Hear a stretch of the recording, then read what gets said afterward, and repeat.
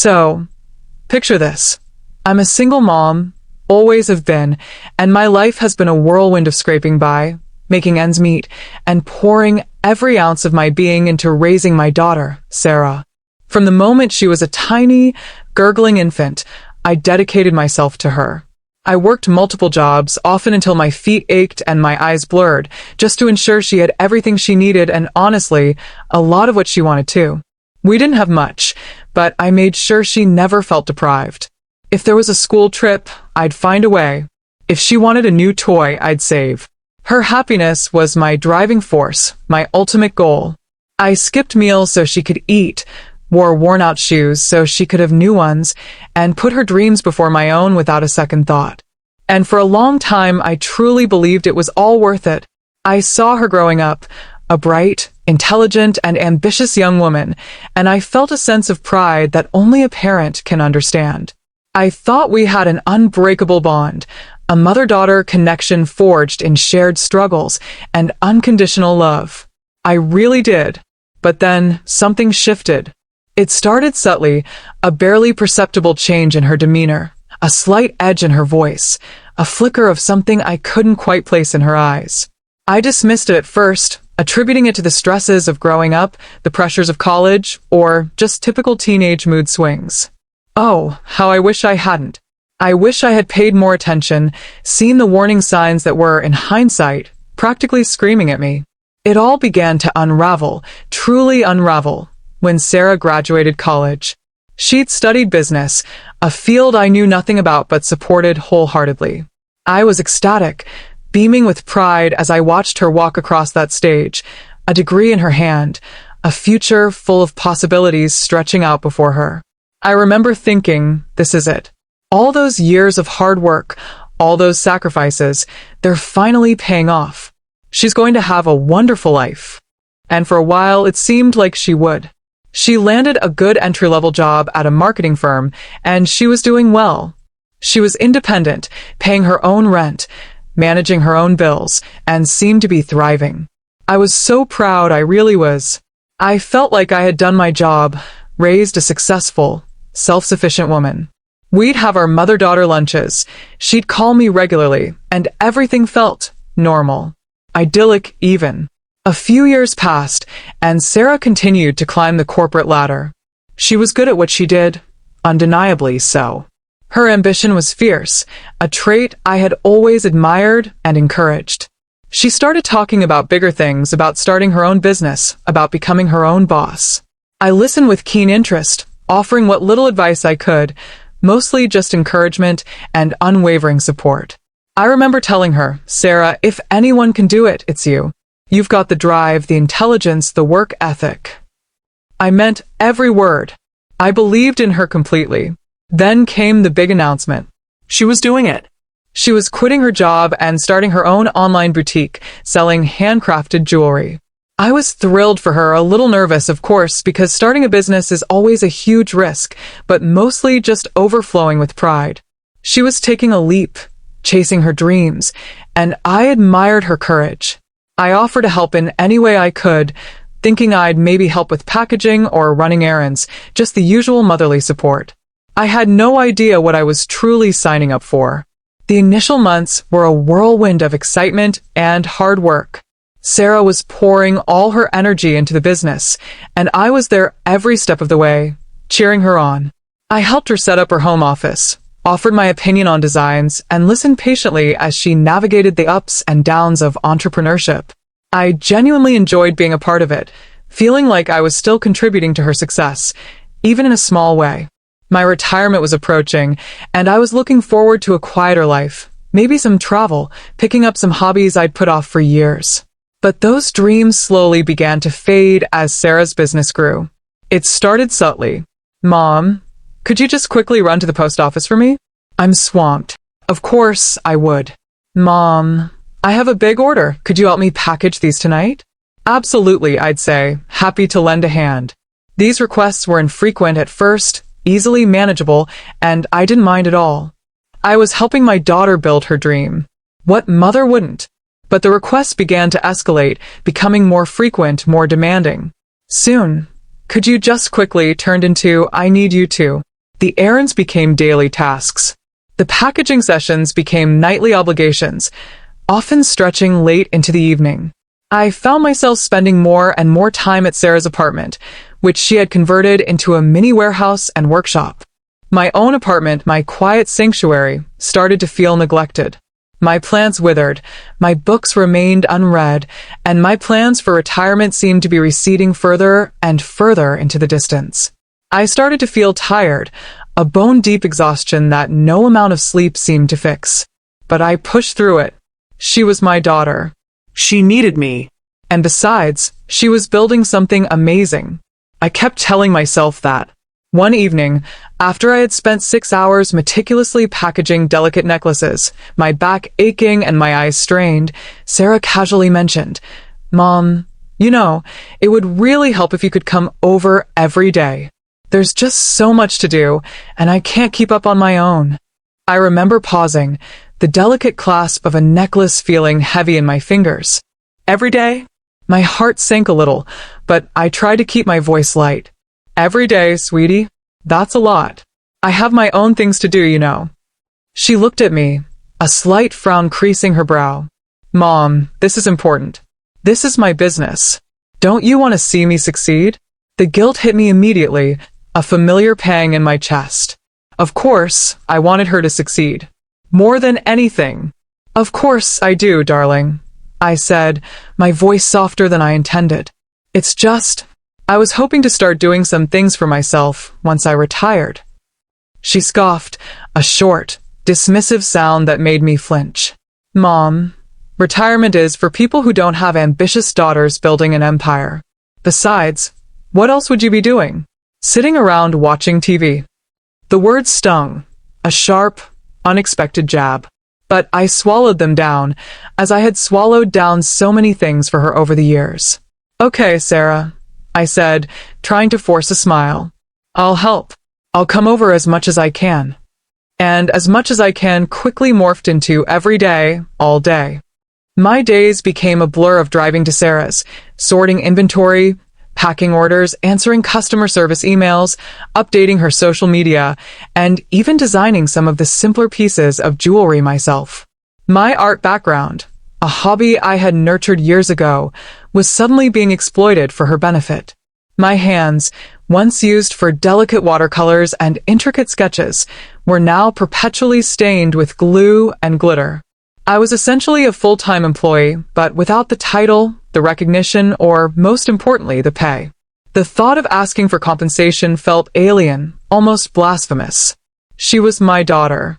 I was helping her. Mothers don't charge their children. Or so I thought. My friends started to notice my absence. "Where have you been, Maria?" they'd ask when I finally managed to squeeze in a quick coffee. "Oh, just helping Sarah with her business," I'd reply, trying to sound enthusiastic, but the weariness in my voice was hard to mask. They'd nod, understanding, but I could see the concern in their eyes. They knew me. They knew I was a generous person, but they also knew I valued my independence and my own time. The line between helping out and unpaid labor had become so blurred, it was practically invisible. I was exhausted, stressed, and honestly, starting to resent the situation. I loved Sarah. I truly did, but I was losing myself in her ambition. My doctor even noticed the change in me, asking if everything was all right, commenting on my increased stress levels and lack of sleep. I just shrugged it off, muttering something about a busy period, not wanting to air my dirty laundry, especially not to a doctor who would probably just tell me to set boundaries, a concept that felt utterly impossible with Sarah.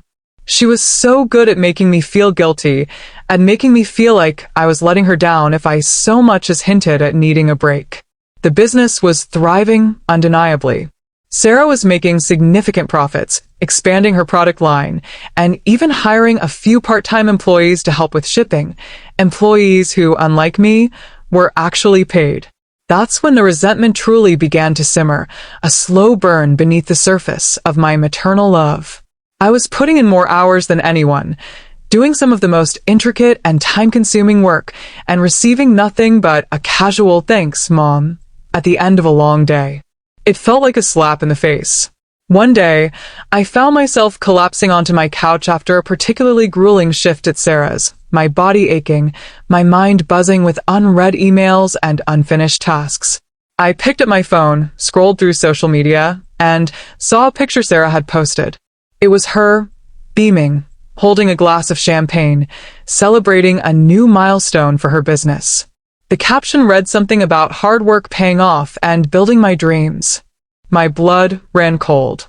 My hard work was paying off her dreams. I scrolled further and saw her talking about taking a luxurious vacation next month, a reward for her success. A vacation. While I was still slaving away, with no end in sight, no reward, no recognition, and certainly no vacation for myself. That night, I cried. I cried for the loss of my own dreams, for the quiet retirement I had envisioned, for the respect I felt I was no longer receiving. I cried for the daughter I thought I knew, and for the stranger she seemed to be becoming. I knew I had to say something. The next morning, I went to Sarah's, my stomach churning with nerves. She was already immersed in work, hunched over her laptop, tapping away furiously. "Sarah," I started, my voice a little shaky. "We need to talk." She barely looked up. "Can it wait, Mom? I'm really busy right now. I have a deadline." "No," I said, my voice firming a little, surprising even myself. "It can't wait. This is important." She sighed dramatically, pushing her laptop aside with an air of exasperation. "Fine. What is it?" I can't keep doing this for free, Sarah." I blurted out, the words tumbling out before I could second-guess myself. "I'm working full-time for you, and I'm not getting paid. I'm exhausted. I have my own life, my own retirement plans." There was a beat of silence, a heavy, suffocating silence. Then, Sarah laughed. It wasn't a kind laugh, not a humorous one. It was a cold, incredulous sound that sent shivers down my spine. "You want to get paid?" she asked, her voice dripping with disbelief. "Mom, I'm your daughter. I thought you wanted to help me. I thought you were proud of me." "I am proud of you, Sarah," I said, trying to keep my voice steady, "but this isn't just helping out anymore. This is a job, a demanding job, and I deserve to be compensated for my time and effort." Her eyes narrowed, and her expression hardened. The sweet, loving daughter I knew seemed to vanish, replaced by a cold, calculating businesswoman. "Compensated," she repeated, as if the word itself was offensive. "Mom, I gave you life. I'm your flesh and blood. This is what family does. Family supports each other. You think I got where I am without you? No, I did it because of my hard work and my ambition and your help. This is your investment in my future, which is our future." "Our future," I echoed, my voice rising in disbelief. "Sarah, you're building your empire. I'm just an unpaid worker in it. I have no stake, no ownership, no say in anything.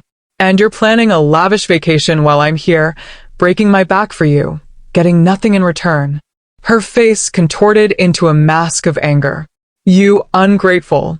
After everything I've done for you, after all the opportunities I've given you, this is how you repay me? By demanding money, opportunities." I scoffed, a bitter laugh escaping my lips.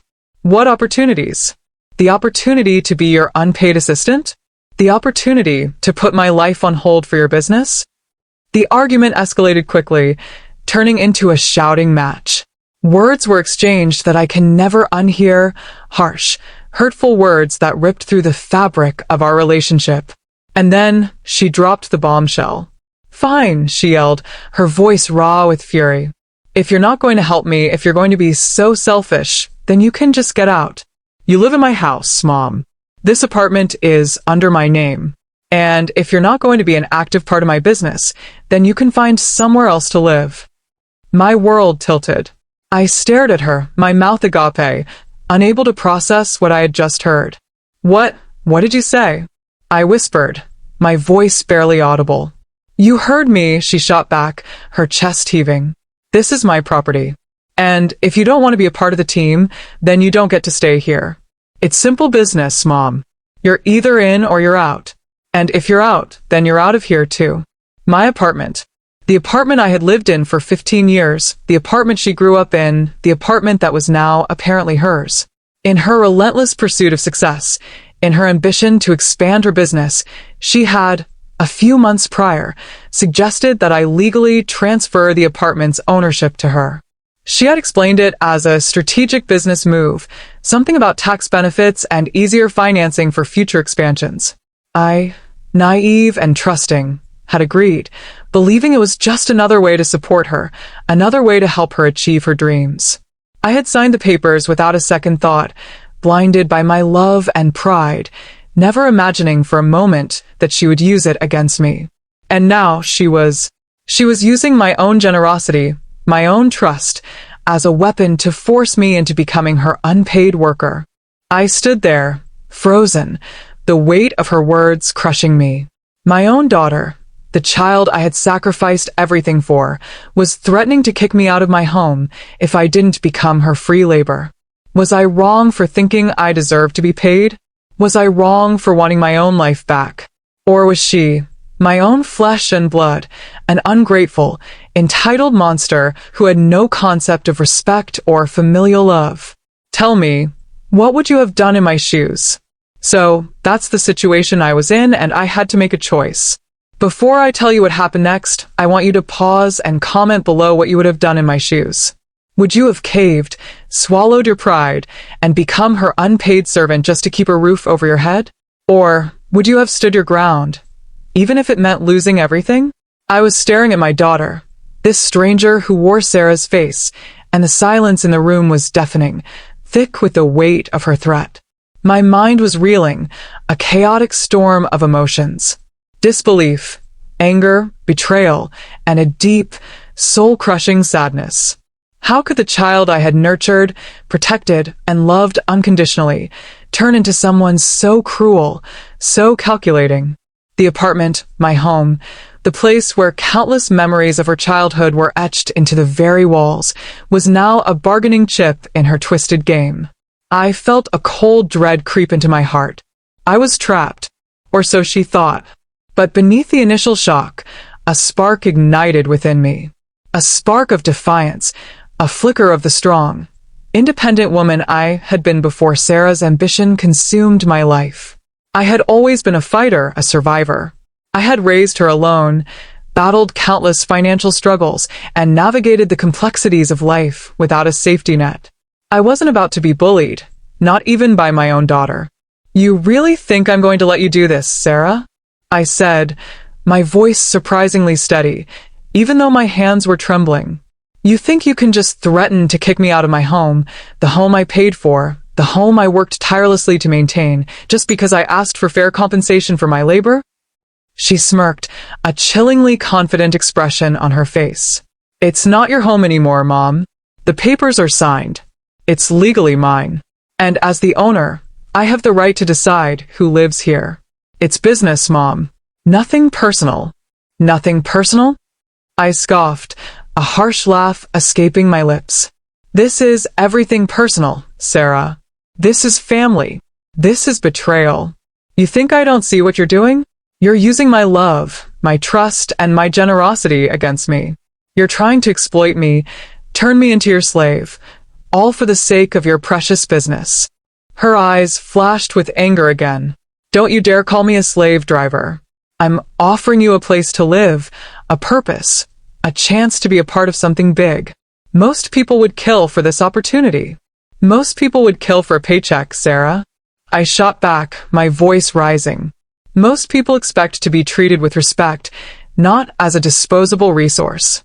You have no idea what real work is, what real sacrifice is. You've never had to struggle a day in your life because I made sure of it. And now you have the audacity to treat me like this. We stood there, glaring at each other, the air thick with animosity. The daughter I loved, the daughter I had devoted my life to, was gone, replaced by a cold, calculating stranger who saw me as nothing more than a tool to achieve her own selfish ambitions. And in that moment, something inside me broke. But it wasn't the brokenness of despair. It was the brokenness that clears the way for a fierce, unyielding resolve. I wouldn't let her win. I wouldn't let her walk all over me. I wouldn't let her take away my dignity. Fine, I said, my voice low and dangerously calm. You want to play hardball, Sarah? We can play hardball. But let me tell you this. You're going to regret this. You're going to regret treating your mother like dirt. You're going to regret turning your back on the person who gave you everything. She just shrugged, a dismissive gesture that only fueled my rage. I think I'll be just fine, Mom. My business is thriving, and I don't need your negativity bringing me down. Oh, you haven't seen negativity yet, I muttered under my breath, turning on my heel and walking out of her apartment, my heart pounding, my mind already formulating a plan. I didn't know what I was going to do yet, but I knew one thing for sure. I wasn't going to just roll over and let her kick me to the curb. My initial thought was panic. Where would I go? I was nearing retirement. My savings weren't vast, and the thought of starting over, finding a new place at my age, was daunting. But then, a different thought emerged. A vengeful, empowering thought. She wanted to play dirty? I could play dirtier. I had spent countless hours learning the ins and outs of her business, managing her social media, handling her customer service, even dealing with her suppliers. I knew her operation inside and out. I knew her weaknesses, her vulnerabilities, her secrets. And I knew how to use them. The first thing I did was call a lawyer. A close friend, bless her heart, had given me a recommendation a few months prior, jokingly saying, "You never know when you'll need a good legal eagle." Little did I know how prophetic those words would be. I explained the situation, the legal transfer of the apartment, her threat, my unpaid labor. The lawyer, a sharp, no-nonsense woman named Ms. Jenkins, listened patiently, her expression growing increasingly grim. "This is a clear case of elder abuse and exploitation, Maria," she said, her voice firm. While the apartment transfer might be legally binding, her actions afterwards, especially the threats and the unpaid labor, open up several avenues for us to pursue. We can argue coercion, undue influence, and a breach of trust. And as for your work, we can certainly pursue back wages and even damages for the emotional distress she's caused. A glimmer of hope, a tiny spark in the darkness, ignited within me. I wasn't helpless. I wasn't alone. What do we do? I asked, a newfound determination in my voice. We fight back, she said, a grim smile on her face. And we hit her where it hurts the most, her business and her reputation. Ms. Jenkins advised me to gather every shred of evidence I could, screenshots of her demanding messages, records of my time spent working, any communication that hinted at my unpaid labor, and any witnesses who could corroborate my claims. I spent the next few days meticulously compiling everything, my anger fueling my every move. I pulled up old texts where she'd casually asked me to work late, screenshots of my emails to her customers, even a few design sketches I had done for her that she had claimed as her own. It was all there, a mountain of evidence proving my role as an unpaid, exploited worker. While Miss Jenkins began drafting a legal letter, I took matters into my own hands in a more public way. Sarah's business relied heavily on its online presence, its carefully curated image of a small, ethical business run by a passionate young entrepreneur. I knew that reputation was her most valuable asset, and I knew how to shatter it. I started by creating a new social media account, anonymously at first, under a generic name. I didn't directly attack Sarah or her business, not yet. Instead, I began sharing stories, general stories, about the exploitation of unpaid labor, about the darker side of entrepreneurship, about how some successful individuals build their empires on the backs of others. I posted articles, shared news stories, and started a quiet discussion. My goal wasn't to immediately accuse, but to plant seeds of doubt, to create an atmosphere where my eventual revelation would resonate more powerfully. I also contacted a few online communities I was a part of, forums for small business owners and crafters, and shared my story, again anonymously, but with enough detail that those who knew Sarah's business would recognize the similarities. I painted a picture of a successful online boutique run by a seemingly charming young woman, but secretly powered by the tireless, unpaid labor of an unsuspecting family member. The response was immediate and overwhelming. People were outraged. They shared my story, commented with their own experiences of exploitation, and expressed their disgust at such unethical practices. The online whispers began to grow louder. Then came the legal letter. Ms. Jenkins sent a formal demand letter to Sarah, outlining all my claims: back wages for all the hours I had worked, compensation for emotional distress, and a demand for the apartment to be legally transferred back to me, citing coercion and undue influence. The letter also stated our intention to go public with the story if an amicable resolution wasn't reached. I wasn't there when Sarah received it, but I can only imagine her reaction. She called me, of course, her voice a mixture of shock, fury, and a hint of desperation. Mom. What is this? What have you done? She shrieked. This is blackmail. You can't do this to me. I can, and I will, Sarah, I said, my voice calm and collected, a stark contrast to her panicked tone. You set the rules of this game, remember? You wanted to play hardball. Well, here we are. But my business. This will ruin my business, she stammered, the fear finally seeping into her voice. That's a risk you took when you decided to exploit your own mother, I replied, a cold satisfaction settling in my chest. You made your bed, Sarah. Now you get to lie in it. The phone call ended abruptly, with Sarah hanging up in a fit of rage.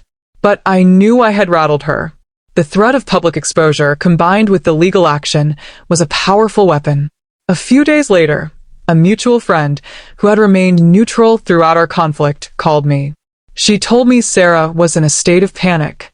Her reputation was everything, and the thought of her customers discovering her unethical practices was terrifying her. She was already starting to see a dip in sales, likely due to the anonymous whispers I had started online. The friend also mentioned that Sarah was frantically trying to find a legal loophole to get out of transferring the apartment back, but Ms. Jenkins had been thorough. The coercion angle was strong, and the potential for a public scandal was even stronger. This was my moment. This was the climax. I decided to make my story public, not just anonymously, but with my full name, sharing my experience on a popular online forum dedicated to exposing unethical business practices. I meticulously detailed every instance of exploitation, every demand, every ungrateful word. I included screenshots of our conversations, photos of me working long hours, and a clear timeline of events. I held nothing back. I wrote about how I had sacrificed everything for her, how I had loved her unconditionally, and how she had twisted that love into a tool for her own selfish gain. I ended by asking the community, was I wrong to demand to be treated with dignity and respect, even from my own daughter? The response was overwhelming. My post went viral. It was shared thousands of times across different platforms. People were disgusted, outraged, and incredibly supportive of me. They called Sarah out by name, demanding she address the allegations. Her online reviews plummeted. Her social media pages were flooded with angry comments and accusations. Her meticulously crafted image of an ethical, passionate entrepreneur shattered into a million pieces. Within days, Sarah's business was in crisis. Major online retailers that carried her products began to pull them, citing reputational concerns. Her part-time employees, sensing the impending downfall, started to quit. Her vacation plans were, understandably, put on hold. She was losing customers, suppliers, and her entire livelihood was on the verge of collapse. It was painful to watch, in a way. This was my daughter, after all. But the pain was mingled with a fierce sense of justice. She had brought this upon herself. Finally, after a week of frantic calls, desperate attempts to salvage her business, and a complete meltdown, Sarah's lawyer contacted Ms. Jenkins. They wanted to settle. The terms were clear. The apartment would be immediately transferred back into my name. I would receive a significant settlement for back wages and emotional distress, and Sarah would issue a public apology, acknowledging her wrongdoing and agreeing to cease all further contact with me, unless initiated by me. It was a complete victory. I signed the agreement, my hand steady, my heart finally feeling a sense of peace. The apartment was mine again, my financial future was secured, and most importantly, I had reclaimed my dignity. Sarah's public apology was a meek, carefully worded statement, clearly drafted by her legal team, but it was there, a testament to her downfall. Her business, while not completely gone, was severely damaged. She had to start from scratch, rebuilding her reputation, if that was even possible. And as for our relationship, it was irrevocably broken. I haven't spoken to Sarah since that day. I've heard through mutual friends that she's struggling, that her business is a shadow of its former self, and that she's facing significant financial hardship. And honestly, I don't feel a shred of guilt. I gave her every chance, every ounce of my love and support, and she chose to exploit it. She chose ambition over family, greed over respect, and she paid the price. I've moved back into my apartment, and it feels like a sanctuary again. My plants are thriving, my books are being read, and I'm finally, truly, enjoying my retirement. I'm taking art classes, traveling with friends, and living the life I always dreamed of. A life free from exploitation, free from demands, and free from the toxic grip of an ungrateful daughter. This whole ordeal taught me a profound lesson, that sometimes, even with your own flesh and blood, you have to draw a line. You have to protect yourself, your dignity, and your worth. Love shouldn't be a weapon, and family shouldn't be a license for exploitation. So, if you've ever felt taken advantage of, if you've ever been made to feel like your worth is tied to your usefulness to someone else, remember my story. Remember that you have the power to stand up for yourself, no matter how daunting the odds may seem. Like this video if you were on my side throughout this whole ordeal. Subscribe for more stories about overcoming challenges and finding your voice. And please, share your final thoughts on this whole mess in the comments section below. I want to hear what you think. I'll see you all in the next story.